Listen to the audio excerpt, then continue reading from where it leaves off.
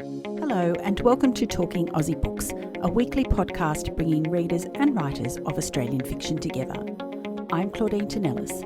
As an avid reader and passionate advocate for Australian fiction, I have made it my mission to spotlight local talent. So if you're looking for your next read or simply want to learn more about the Australian literary scene, this podcast is for you. Grab yourself a cuppa, sit back and relax. This episode is brought to you by HarperCollins Australia. Listeners, as you can imagine, I read so many books each month, not only for the podcast, but for my own reading pleasure and in preparation for other events.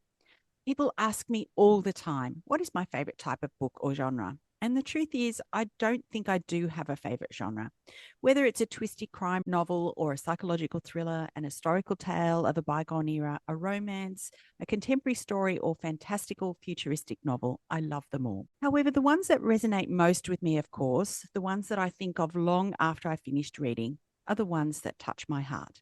The ones whose characters and their struggles I can empathise or sympathise with, where the author has plugged into the human experience and the complexities of interpersonal relationships in an ever-changing world. These are the stories that I love. And so when I started reading Holly Brunnbauer's debut novel, What Did I Miss?, I was excited because this was my catnip. A thoroughly modern, heartfelt, page-turning story about a young woman who married too young, got divorced, creates a bucket list to catch up on all the things she's missed and what she learned about herself along the way.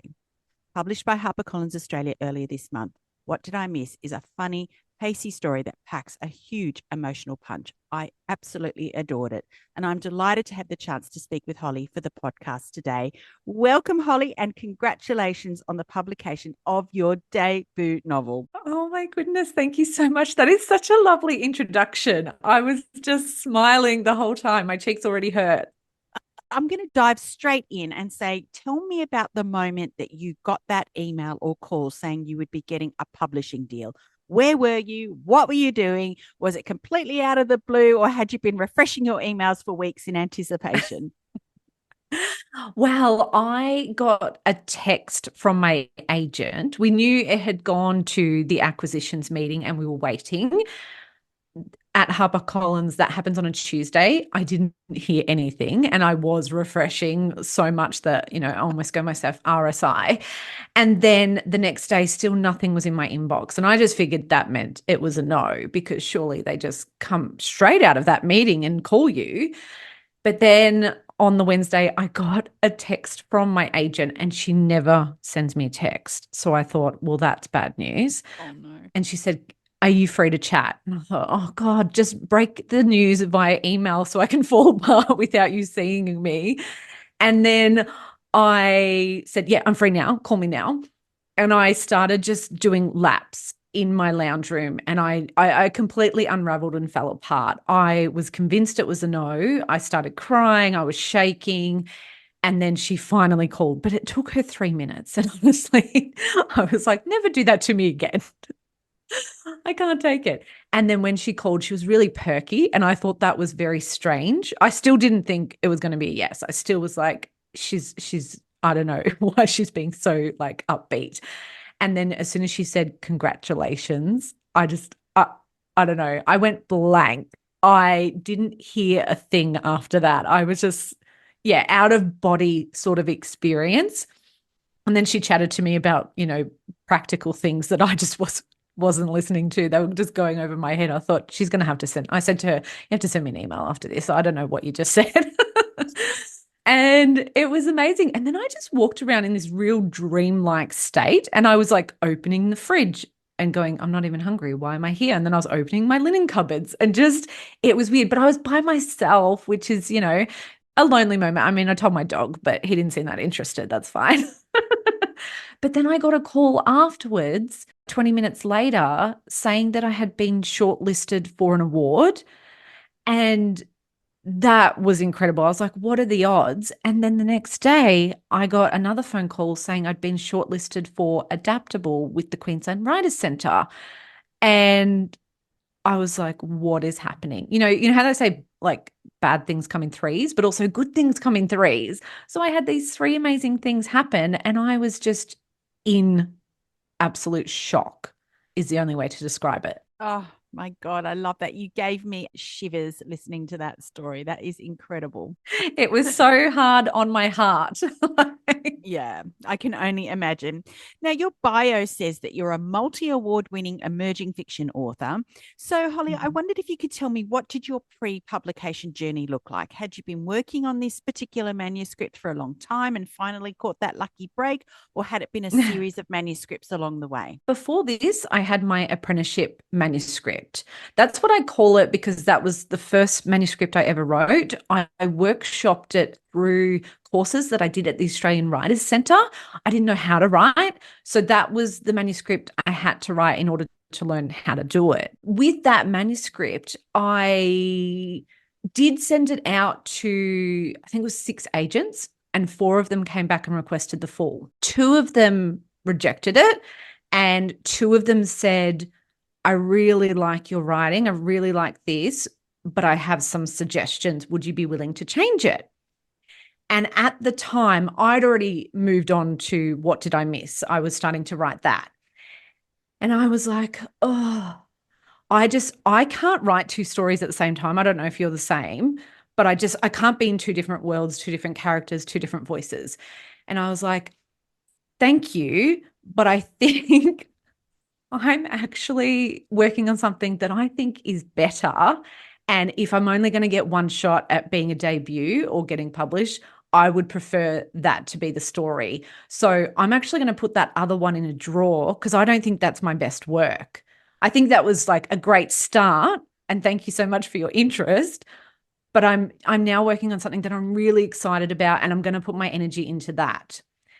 And, you know, maybe some people might think that's a little cocky or naive, but I think it was a good call that I sort of listened to my gut instead of going, oh, I'm so desperate to be published. And, I'm so close because they're obviously interested in this manuscript. I had to really take a step back and look at that bigger picture because you only get one chance to get out there the first time. And that might be the only time if you put the wrong book out. So I had to really back myself and say, actually, this next one is my best work because it's not the first thing I tried to write in my whole life.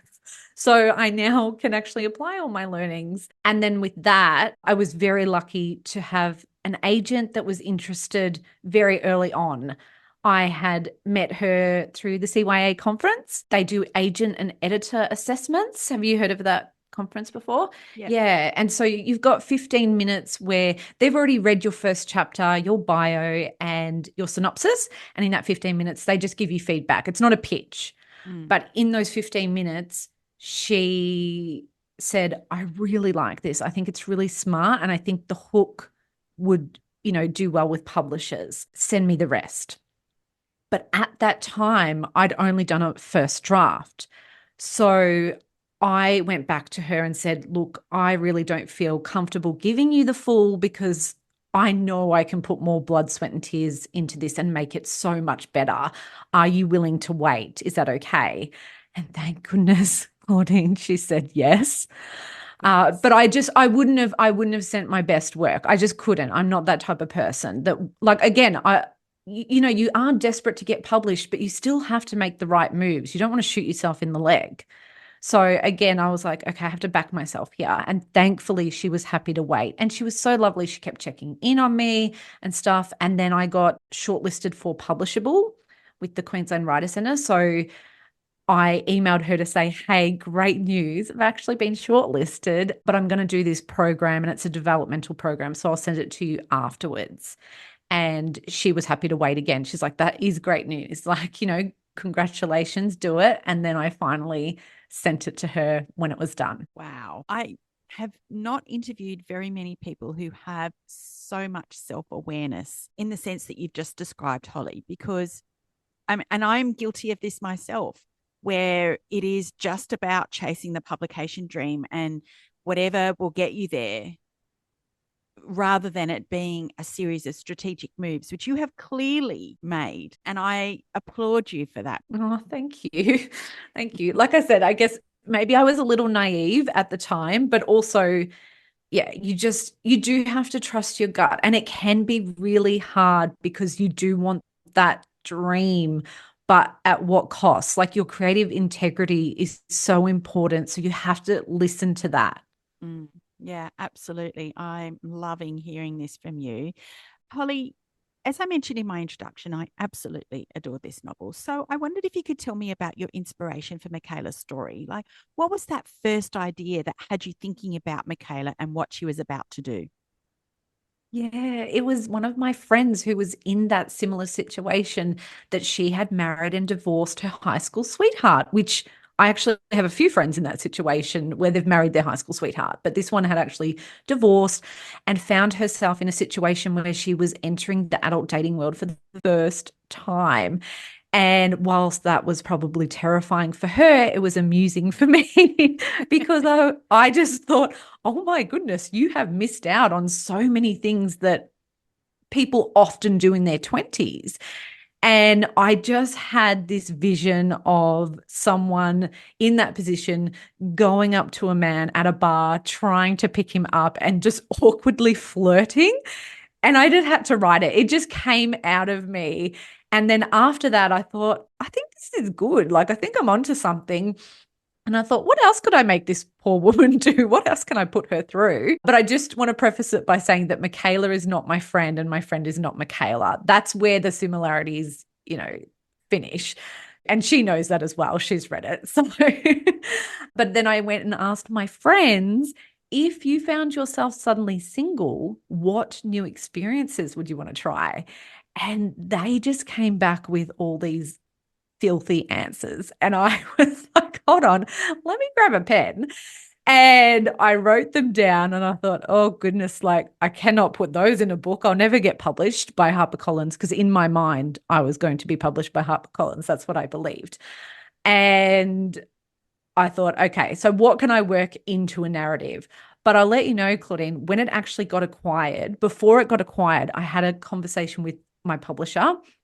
And originally, the list had a lot more sexual activities on it. And she said, how would you feel about broadening the list? And I was like, that's actually a genius idea. Why did I not think of that myself? Do Blame your need friends. someone. Exactly. I know. I do blame my friends. It's their fault. They were on heat or something. And I love that suggestion. And I think it actually enriched the story a lot more. But the good thing is, she did not tell me to take any of the sex out of it. So it's all in there still. So you're welcome. But it just doesn't happen because of the list. It happens, naturally, I guess, because of chemistry and hormones. The thing that I picked up on, and you mentioned it, you had some friends in that situation. Yeah, I was quite intrigued by Michaela's, situation and what had happened to her. Full disclosure, I was married at 23 and I came from a cultural background where it was normal to marry young, even though at the time I wouldn't have thought of myself as too young because my mum was married quite early and had me at 17. But now when I think about, my teenage daughter and her peers, I'd be worried if they decided to get married now. In fact, I counsel my daughter constantly about not settling down, live life to the fullest before considering entering into a serious relationship. I guess I wanted to understand, was this something that you were quite conscious of in terms of like exploring in the novel? It's not an experience that I had either. But like you said about your mother, my mother also got married when she was 17. And that blows my mind because, when you do get married so young, I mean, they say that your brain hasn't even fully developed until you're 25. So you're with someone that you're either going to grow together or you're going to grow apart.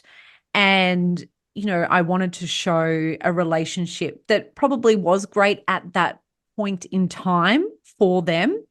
But when you become a different person or you're trying to actually become a different person, that there's going to be some breakdown, separation. Also, how do you find out who you are when you compromise yourself for someone else? And I don't think you have to be in a relationship with someone from high school to even understand what that's like. I think that does happen naturally. You sort of get with someone and you morph almost into this like person together, this one person.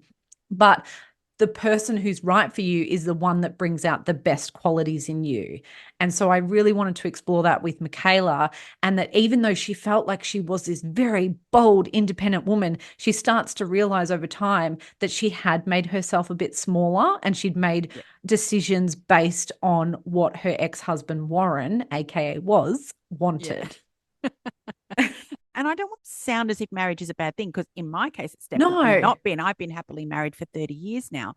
But as you rightly pointed out, for Mac, in many ways, it was limiting, wasn't it? Yes, it was. And I love that you called her Mac as well. I always knew I just wanted that to be her nickname. So Warren, or was, as you said, he's not a bad guy. no, when you first read it, as you're reading it through Michaela's perspective, and she's quite angry at him. So originally, it's okay if you don't like Warren. I have had people threaten violence against him as they're reading it. And I'm like, just wait, give him time. But, I just think people are not black and white. So your characters can't just be, they're the villain, they're the hero.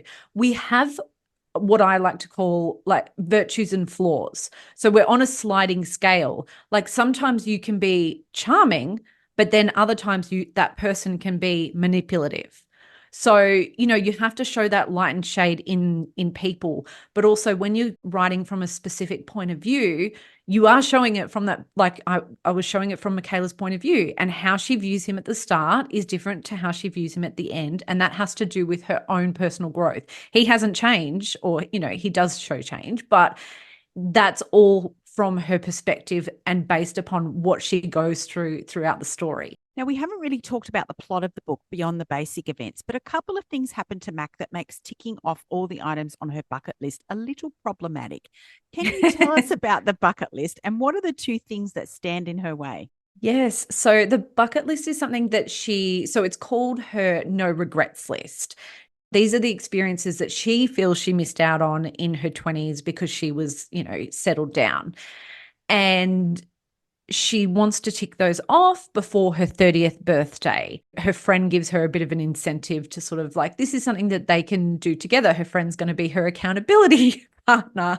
And because they have a little bit of a rocky friendship, Michaela says, yeah, that'd be great. This will be something that'll bond us and bring us back together. The problem is, though, her auntie is quite, I would say, skeptical and negative about relationships because of her own experiences.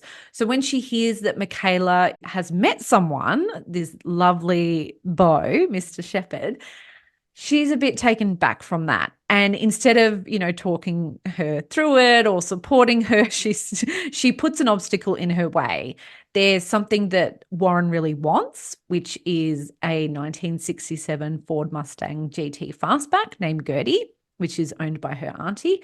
And the auntie gives Michaela this ultimatum and says, if you can stay single until your 30th birthday, just so that you have the breathing space to be your own person. Like, she is coming from a place of love, but also from, her own experiences.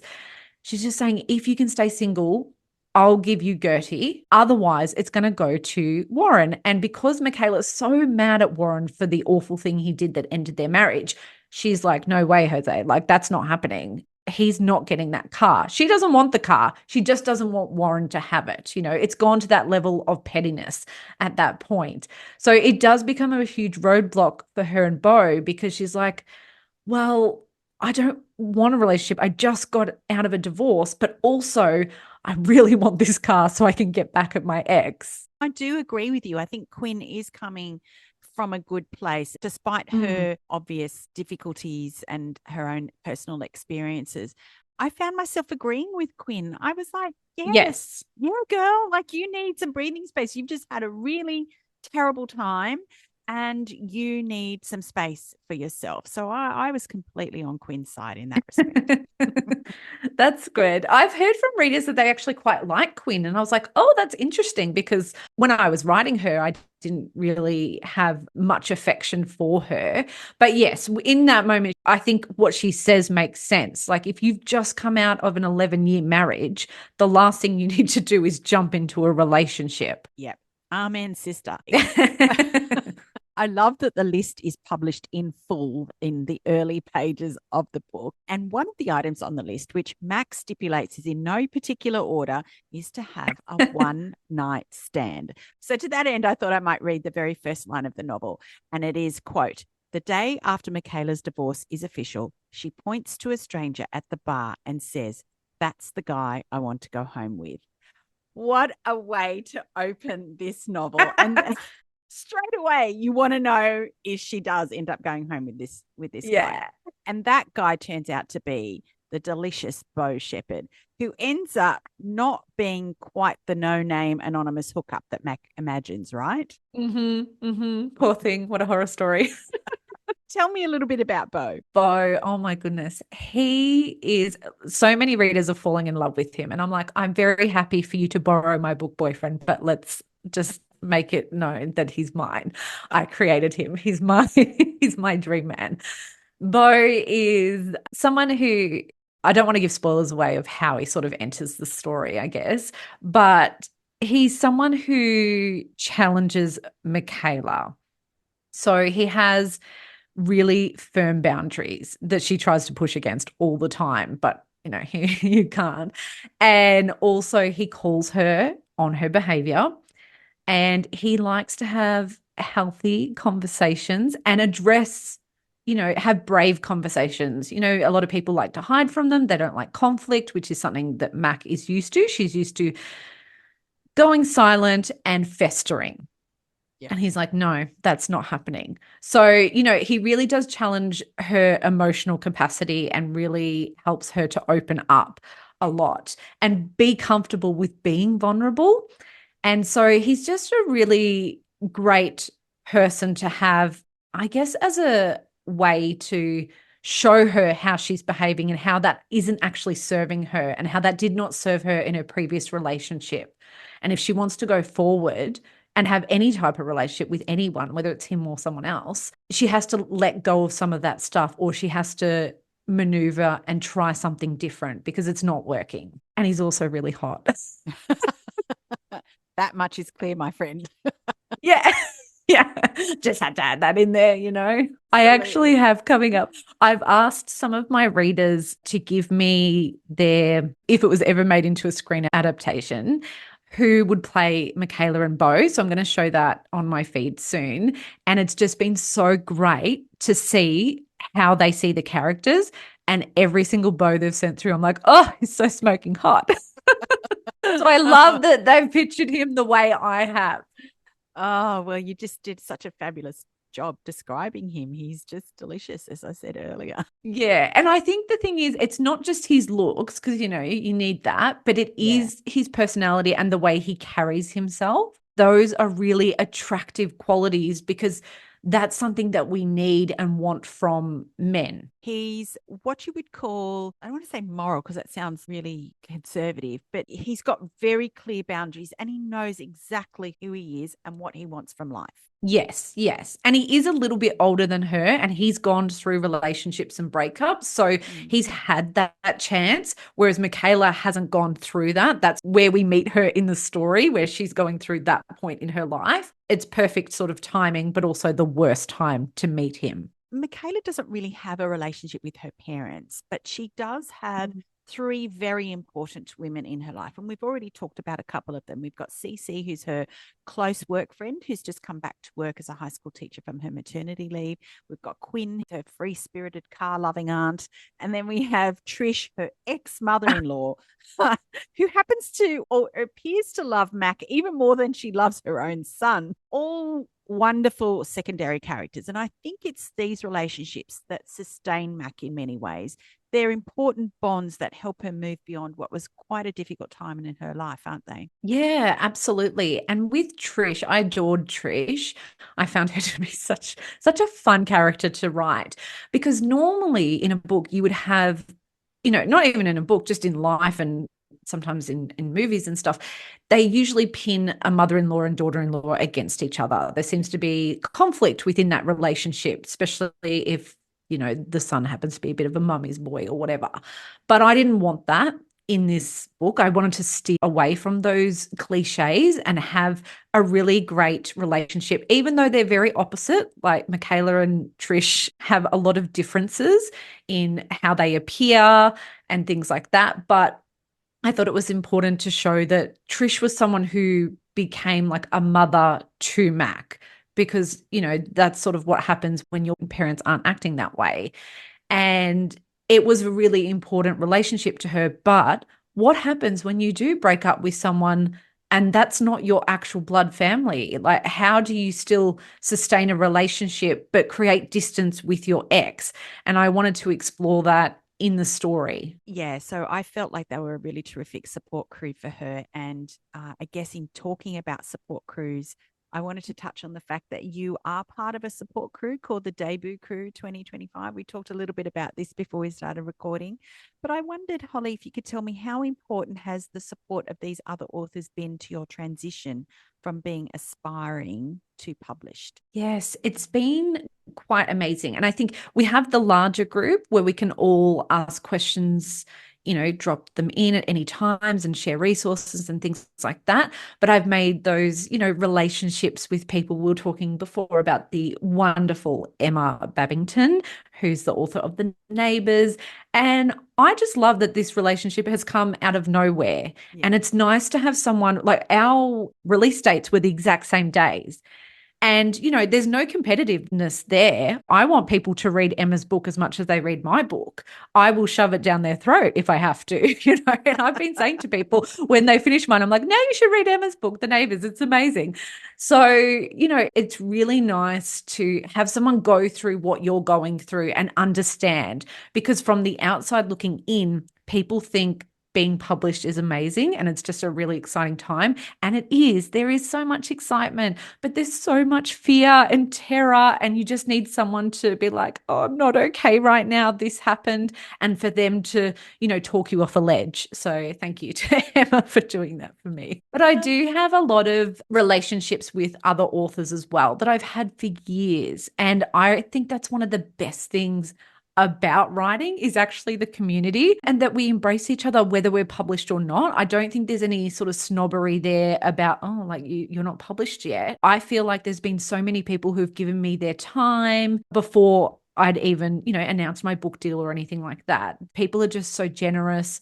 And it's a very tight knit community as well. But we all understand how addictive writing is, how obsessive we become about our characters and our stories. And I just don't think there's anyone else in your life that understands what it's like. Because, a lot of people would look at it and be like, you've been writing for years and you still don't have anything out. And they would think that's a waste of time. But the people in it know it takes years for the right story to come out and for that to be on the page.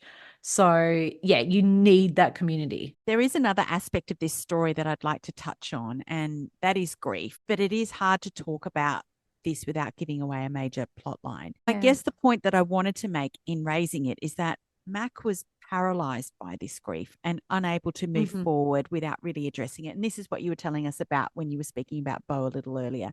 And yet, I want to say that she didn't let those closest to her know that she was going through something.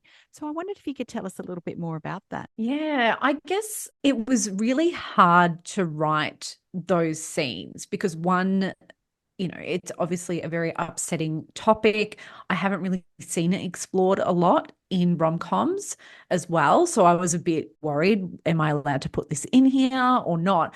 But I felt like if I was going to go for it, I really wanted to explore it, quite in depth. I think it was something that you need to understand when you meet Mac and you can see that she's holding back and she's snarky and stuff like that. It's really easy to write her off as just, being whatever. But there's something deeper there and there's a reason. And it's been really great to see that readers understand that that's a defense mechanism for her. That's her coping. And people do that all the time. And not everyone shares everything. I think it was nice that, we often have male characters that are stoic, but we don't often see female characters in that light. So I wanted to show someone who was like that, who was just feeling as though they were keeping it all in. And what happens when we do that? Because it also doesn't really serve us well if it bubbles to the surface and comes out in other ways, like being petty and, things like that. So yeah, it's been really hard to talk about this aspect of the story because it is a spoiler, but it's been really nice that readers feel really connected with that part and they felt that I did it justice, because that was probably my main concern, was that I knew it was upsetting to read, but I also didn't want it to be insensitive to anyone. So yeah, I put a lot of time and care into how I would tell that aspect of the story. And the other thing is, I guess because it is a rom-com, you have to make sure that after we get this heavy moment, that there needs to be lighter moments, and they get lighter and lighter towards the end. So it was just, making sure that there was a balance between the heavy and the light. But I'm glad that I did put it in. And as one of my beta readers has said, I write rom-coms with trauma, apparently. I was like, oh, okay. I don't think that's a good marketing line, but I think it gives the character and the story some substance. So, people say rom-coms are light and fluffy, and I 100% disagree with that. I think they explore the complexities of relationships and, celebrate women's stories. And that was just something that I wanted to do as well. I'm just wondering how long it'll be before we get the hashtag Tromcom from the trauma rom-com subgenre, I guess. I don't know. But the hashtag I've been using is like mad girl lit instead of sad girl lit. Ah, fab. Yeah, Yeah. I like that. So I neglected to mention in my introduction, Holly, that you work as a virtual assistant to authors and writers. So I wondered if you could tell us, what does that entail, and has it helped or hindered your own publication aspirations? So what I do I work with aspiring and published authors, and I help them with things such as branding and websites and newsletters and social media strategy. I don't actually do people's social media for them anymore. I prefer to teach them what to do because I think it's a really valuable skill to have. And that people, especially authors, most people cannot afford to have a full-time VA. And because I'm a teacher at heart, I used to be a teacher. So I always want to give people skills and help them learn. Like if you ask me anything about social media, I have people all the time that's like, how do I add captions to videos? Like if you have a question like that, honestly, just jump into my DMs and ask me. I will not charge you. I'm so happy to share those things. So they're the kinds of things that I like to help people with. But you know why, Claudine? It's because I like doing those things. Yeah. I wouldn't do it if I didn't like it. The way I started was because I heard an author on a podcast talk about how she needed a VA, but she wasn't sure what she needed them for. And I just went and had a look at her whole online profile. And I was like, you need to update your bio, you need to update your website, you need to add this, you need to. I wrote this whole list of things that I was like, you need to do because you have book 2 coming out, lady. Like, what's going on? And then I was like, hold on, I know how to do all those things. I could do those things for her. And then I just pimped myself as like a VA and said, well, I could do them. And what about it? And then it just kind of happened from there. I honestly love doing those things. I know most authors cringe and they really hate it, but like I could play on Canva all day or on a website and, formatting. Like I'm a perfectionist as well. So anything that has graphics and formatting, like that's my jam.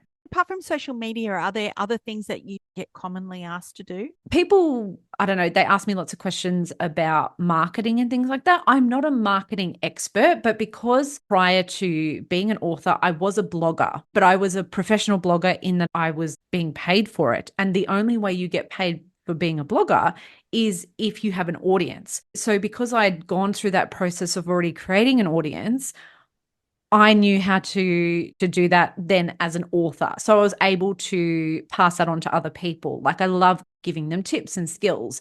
And so I've created a Substack as well, The Right Track, and I share all of that on there as well because I'm just like, I want to tell people all the things because I think they know this stuff. And then when I say it to them, they're like, I don't know that. I've never heard that before. So people do come to me, but like I said, I'm not, it's like I didn't go to uni and do this. This is just all on the job training and you learn as you go. But also it just comes from a place of like fun. Like I love being on social media. I love writing newsletters. You know, that's just my jam. But unfortunately, I still can't convince other people to love it. But that's Oh, okay because I can help you and do it for you if you don't. sounds like I need you in my life too. So, what's next for you, Holly? Are you working on another book now? I finished book 2 the same year that I wrote What Did I Miss? I Mm-hmm. didn't get a 2-book contract. They didn't actually ask me if I had anything else, but I just was like, I had heard that you get second book syndrome when you get published, that people find it psychologically hard to write a book because there's too much noise and hype in their head. Yeah. So being the over anxious person that I am, I wrote a second book before I submitted the first one to that agent. And so I've been editing the both at the same time. So I was editing What Did I Miss with my publisher and editing the other one. And now we just wait and see. I don't know. So now I'm back in the trenches like everyone else. And we see, because once you get your foot in the door, it doesn't stay there. You have to then write a great book. And if that isn't the one, that's okay, because I've already started book 3 and I'll just Yeah. write. And you just kind of got to throw something at the wall and see if it sticks. But we don't do it like, I didn't write that book because I wanted to be published. I wrote that book because I loved the characters. And Yeah. so it's not a waste. Even if it doesn't get published, I I tried something. If it doesn't work, that's okay. I still learnt a lot. And I actually think my writing is getting better. And I'm sure you find that too. Every time you write, every year. I mean, even when I read What Did I Miss? Like that's from my writing 3 years ago. I don't write like that anymore. Mm. I would hope that I would have improved in some way. So yeah, that's where I'm at. We'll see what happens. Once again, such considered and insightful observations about Oh, your own writing life. I love it. thank you. Well, I mean, I think you've dropped so many tips for aspiring authors out there already. But I mean, if an aspiring author came to you and said, look, what do Mhm. I need to do to get published, Holly? What would you tell them? Everyone goes on about author branding, and it is important. Mm. But the other thing I think is important is that you can't market a shit book. At the end of the day, you just have to write the best book that you can, because that is what will be your legacy. That's what will live on. Even if it doesn't, sell 1 million copies or whatever, you have to stand by your words.